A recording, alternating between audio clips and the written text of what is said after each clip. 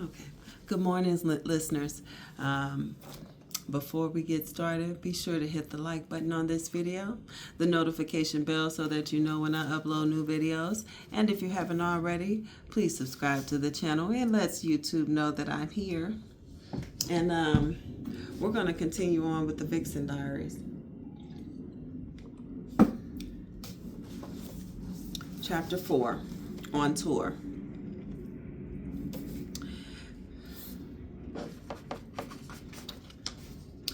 As part of my media tour, I appeared on the Tyra Banks show.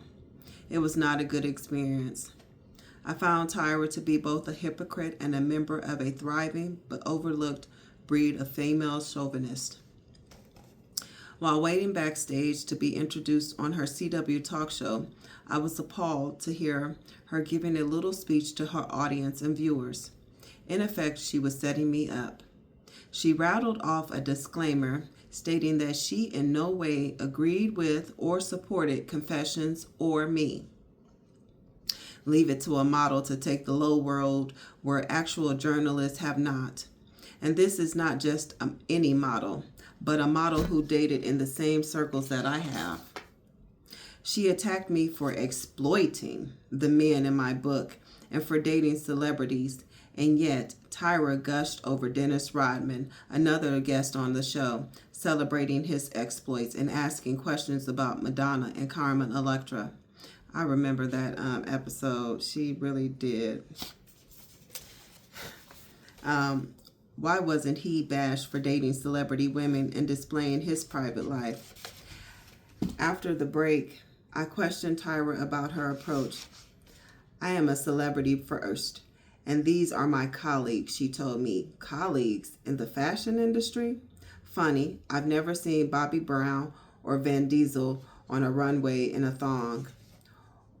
Or was this just a model speak for, we've slept with some of the same guys, and shouldn't she want to be a woman first? Whatever happened to a woman's solidarity? Tyra missed the boat and the opportunity to draw from the message in Confessions. But in the words of Maya Angelou, still I rise. You can bank on that. My session with Donnie Deutsch, host of The Big Idea on CNBC, was more of the same. Deutsch continuously berated me about the celebrity men I mentioned in Confessions, Shaquille O'Neal in particular. If the celebrities included in the book did not speak up for themselves, why was Deutsch so upset on their behalf? On this particular program, the stench of chauvinism was in the air, and the hypocrisy flag was flying high. Hugh Hefner was a guest on the same show, and Deutsch lavishly praised his idol. In Donnie's words, I was exploiting the man in my book, but Hugh was the man. I've made a living in part by exposing and displaying men I've slept with.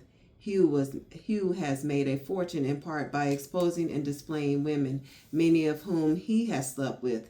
Yet I am to be ashamed and Hefner to be praised. Hey Deutsch, what's the big idea? Hey Deutsch, what's the big difference? Here was the double standard at its worst, something I became all too familiar with during my Confessions publicity tour. These two experiences were marked contrast with my experience with Oprah Winfrey. On April 4th, I found myself in Chicago at the entrance to Harpo Studios, home of the legendary Oprah Winfrey and her precedent-setting talk show. Compared to any other television show, Oprah treats her guests first class, but none of it seemed to faze me as we got out of the clean, comfortable limousine and passed through Harpo's glass entrance. With me on the trip were Gilda, the HarperCollins publicist, Norwood, who took care of my hair, makeup, and wardrobe, and my good friend from Alabama, Dean. It was just 2 weeks earlier that I received a phone call from Gilda while in the bakery aisle of my local supermarket. Immediately on hearing her voice, I knew she had some good news. better news than she'd ever had.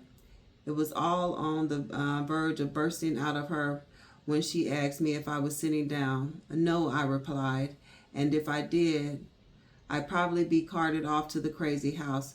Right now, I'm wheeling a shopping cart through the grocery store, but I'll pull over. What's up? I just got a call from the producers at Oprah, and they want you on the show.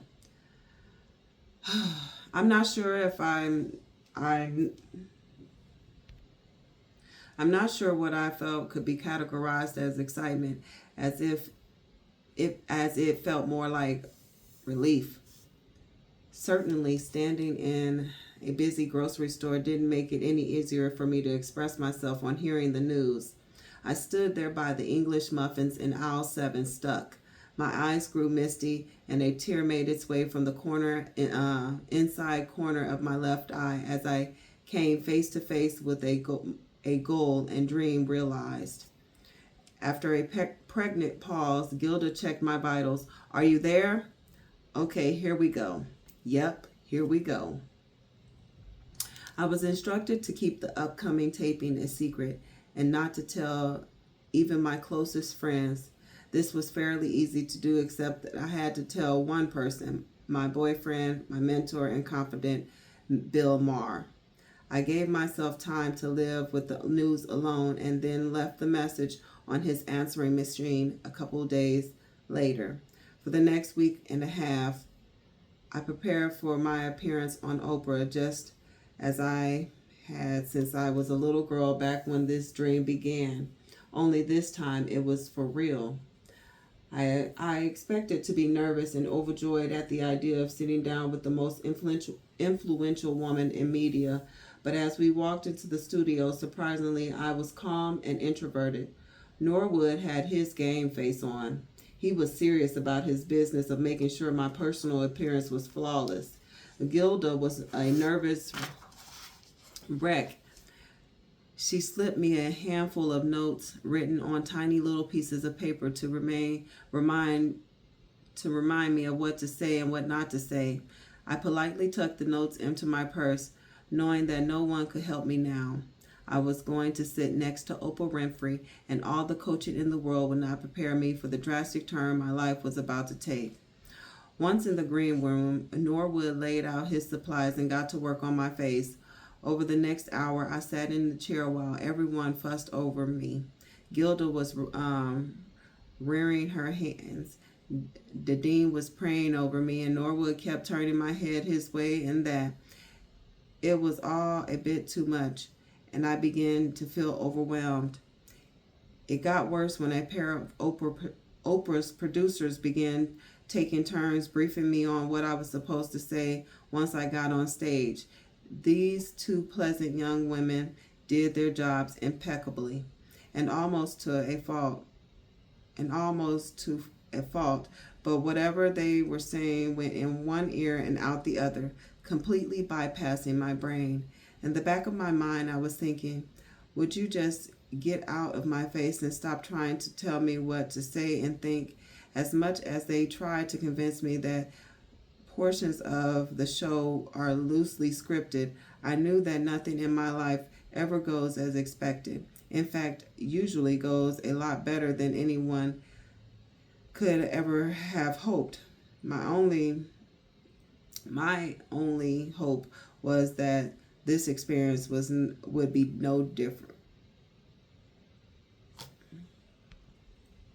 Everything was moving around me at lightning speed, and it was all I could do not to cry. Finally, I exploded. I hate my hair. Don't talk to me. Stop touching me. Everyone shut up. It all detonated just moments before I was to join Oprah on stage. My hair was huge and reminiscent of a piece from Dolly Parton's wig collection, which made me wonder if Norwood had a drag queen living inside him that's just dying to get out. The dean was rebuking the devil and touching me all over as if performing an exorcism, and Gilda just kept handing me tiny pieces of paper with chicken scratch.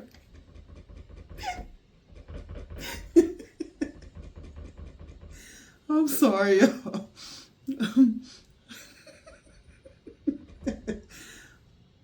Gildy just kept handing me tiny pieces of paper with chicken scratch notes on them.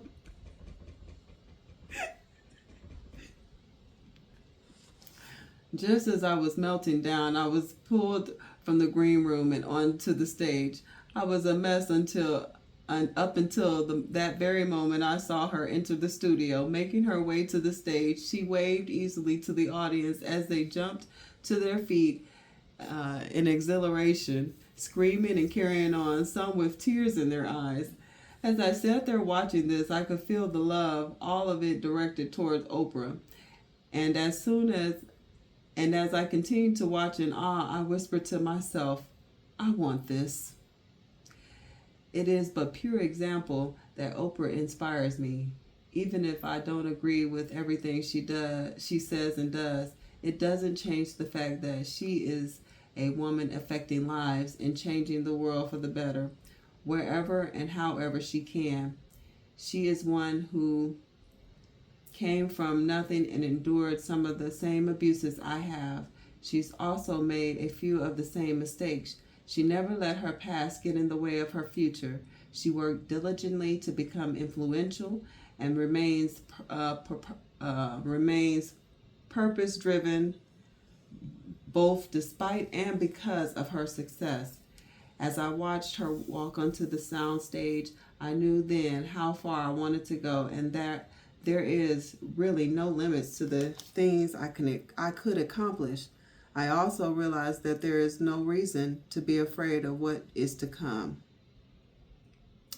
Because I am a naturally anxious person, I have always feared success, thinking it meant only I was coming closer to my death. I've always felt that if I go too far too fast, it meant that the end is not only inevitable, but just around the corner. And just as soon as this thought enters my mind, I remind myself of the devil's work. I remind myself that I am meant for greatness.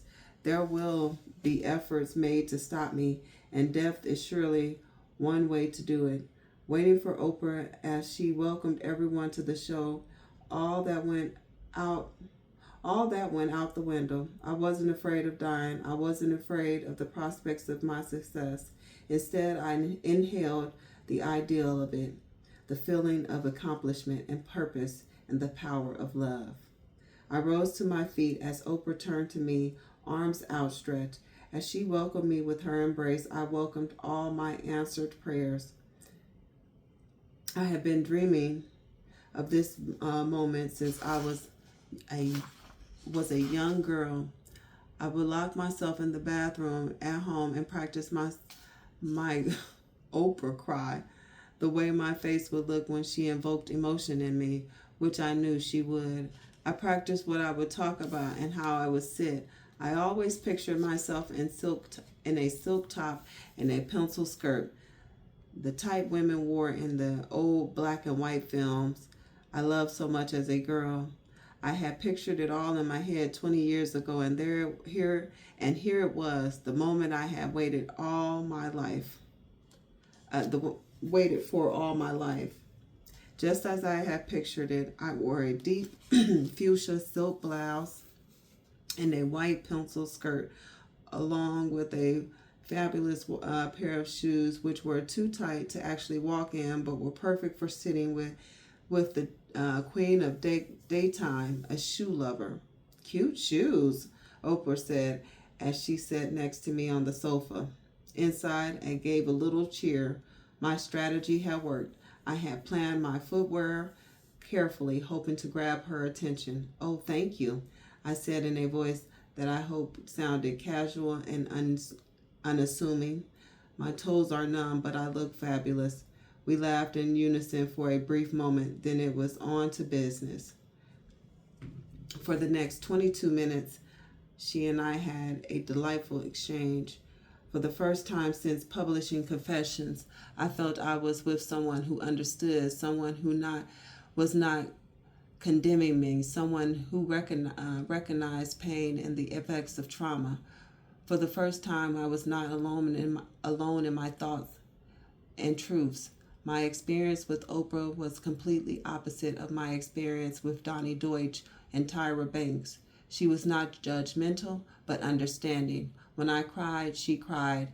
And when she touched me, I touched her, and I felt at home in her light. I left Chicago with a sense of accomplishment and overall feeling of calm. I had done what I had came to do. I told my story, denouncing my demons, and took it all to the Queen. I was done and ready for a break. On the flight home, I thought of traveling abroad, touring Europe, London, Paris, Italy, more than anything. I am beginning to long for a new place in the world. Fame is nothing I thought it would be. Very little of it glamorous, and for every person who loves you, there are two who don't. The good thing about this life is that I can feel my skin thickening and my heart growing more empathetic. In its own way, this new life of mine, grueling through maybe at times. Oh, I'm sorry. In my own way, this new life of mine, grueling though it may be at times, it's. Let's try that one more time. In its own way, this new life of mine, grueling though it may be at times, is helping to turn me into the woman I've always wanted to be. A woman comfortable in her own skin and growing increasingly unaffected by other people's expectations and thoughts of her. I have most certainly learned the difference between journalists who conduct an interview and to get responses from me that inform and benefit the viewing and listening audience, and subjournalists who blurt out questions to call attention to themselves and drum up ratings through confrontation. Appearing with Oprah presented more than just the realization of a dream for me. It broadened my horizon and set the bar even higher for what I should expect, what I have a right to expect in my dealings with the press.